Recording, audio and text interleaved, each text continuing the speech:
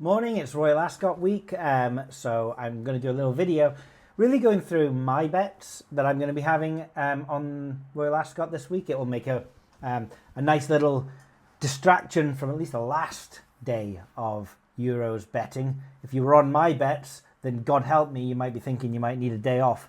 But these are the swings and roundabouts and variants of betting. So let's not talk about football, let's talk about horse racing. Now, in horse racing, I'm going to be talking about my particular bets in this video, not so that you can copy them, but really so you can get an idea of the strategies that I'm using. In fact, what is it? It's like 1:15 p.m. now. I've got to actually record this over 10 minutes, then edit it, then upload it. So I may not even have done that by the time the 2:30 race starts. And even if I have, the point of this video isn't for you to copy my bets, because by the time you watch it, my bets may no longer be plus EV.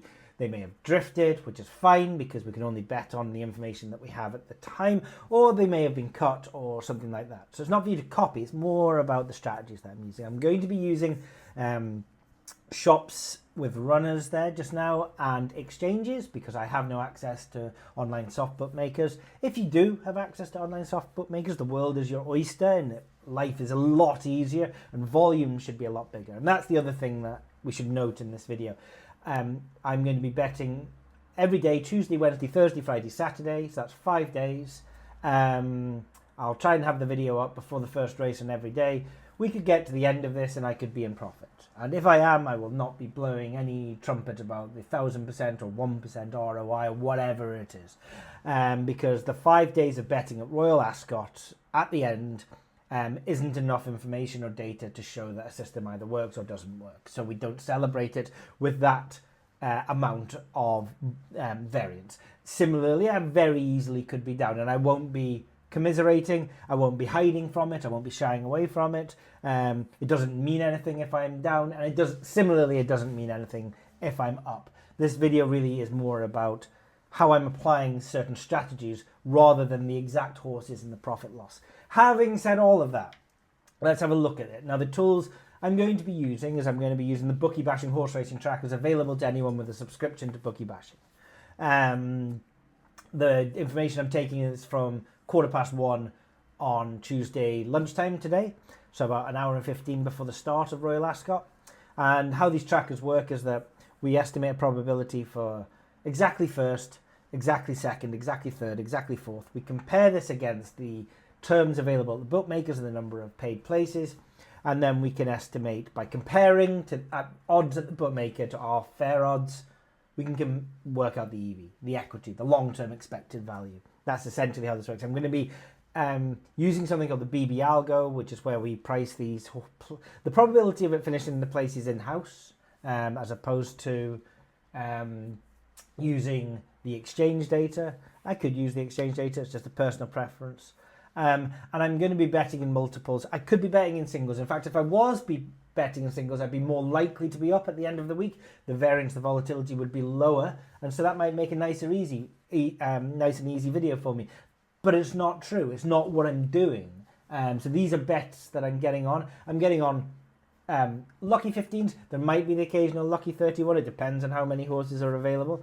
At around about £3 a lucky 15 stake, or about £1.50 a lucky 63 stake, something like that.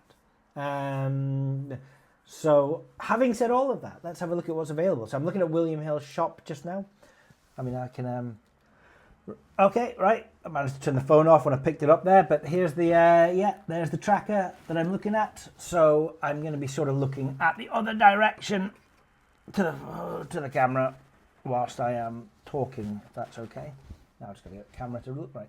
So I'm using the Bookie Bashing Pro tracker, and that's because the Pro tracker has the ability to for users to go in, and if the places are different in shop than they are online, then the users will have updated that.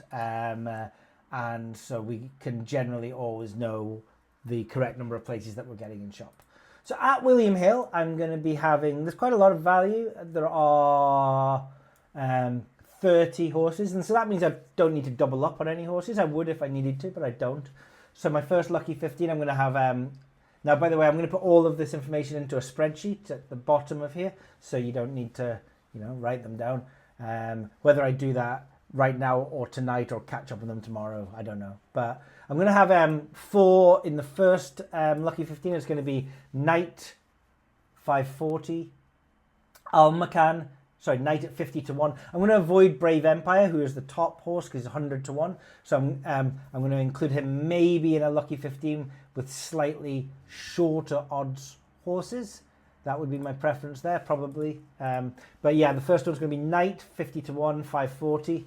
Royal Ascot, 4 places at William Hill. I'm going to have Almacan at 22 to 1, 425. I'm going to have the Grand Vizier, 28 to 1 at 505. And Docklands, 12 to 1 at 230. That's my first one. In my second one, I'm going to have Al Yanabi at 16 to 1 in the 425. Nakib, 16 to 1 in the 615. Midnight Strike, 22 to 1, 5 places in the 305. And finally, High Royal, 25 to 1 in the 230. And my last Lucky 15 at William Hill, I'm going to have that Brave Emperor, 100 to 1. He's not going to win, but I hope he's going to place.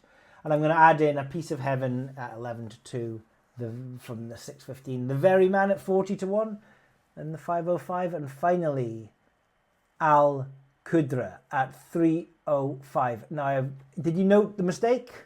Because I didn't. Oh, no, I thought I had 2 from the same race there, but I don't, so that's all good. So, yeah, Al Qudra at 10 to 1. And he's 100.6 EV. I'd have taken him at 99 or 98% because even the negative EV horse there, when combined with the positive EV horses, it's going to be fine as an overall slip. And I just fancied around about a 10 to 1 horse to include in that. So that's my William Hill bet, sending out to the runner. At Betfred, and there may be some duplication here, I'm also going to have 3. First one's going to be the Grand Vizier again. So I'm already on him twice at 2 different shops, 25 to 1. Docklands, 11 to 1. El May, 40 to 1. And Almacan, again, at 22 to 1. My second one will be Sharin, 4 to 1. I'm choosing Sharin, who's lower EV, because he's also lower odds. I like the 4 to 1. It reduces the variance and the volatility. A horse that is lower odds, I can take a bit of lower EV on them than the higher odds horses, because I'm going to get paid more often. And I'm going to mix them in with Get Shirty, Aaron, and Fox Journey there. And in my last one, I'm going to have, I'm just checking, I'm going to have Audience, Maxi King.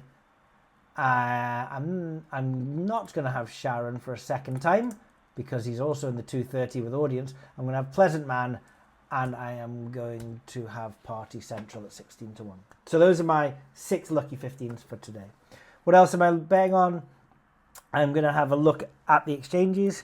I'm going to have a look at a jockey to win 1 or 2 winners, or a trainer to have 1 or 2 winners at Royal Ascot today. So if I open up the bet builder, the reason this is good is that they get put up as boosts or something like that, and then the arbitrage players come in and they can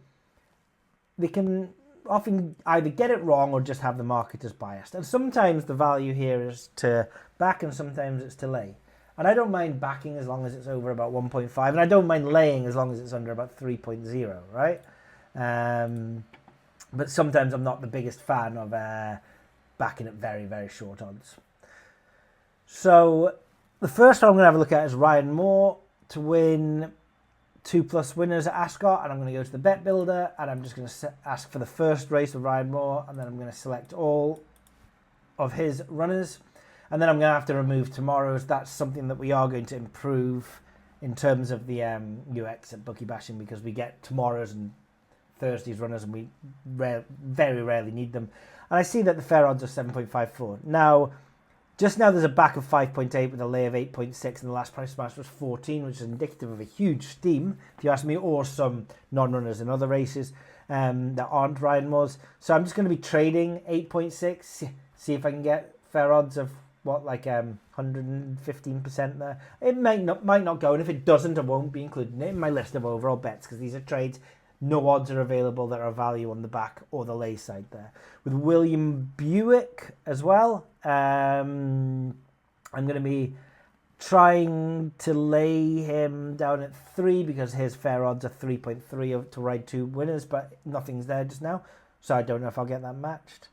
And Tom Marquand as well. Tom Marquand is 2.31 to ride a winner. Well, look, his back is 2, his lay is 2.32, nothing's traded anywhere else, so I can't see how that's going to be something that is going to be worth looking at. There's not a lot of time. There's only like an hour before the start of Ascot, so I'm just going to probably leave Marquand alone. And there's a couple of trainer ones out there, John and Thady Gosden to ride 2+ winners, but nothing's been matched, and Aidan O'Brien to train a winner, and nothing's been matched in that either. So I'm not super excited about those, simply from the £0 matched. I might look at them later on today. If I do play in them, I'm not going to include them in my PL, win or loss, regardless of what happens this week, because, you know, I haven't been able to get on them live. There is one more, which might be interesting. Still only had £357 traded in it.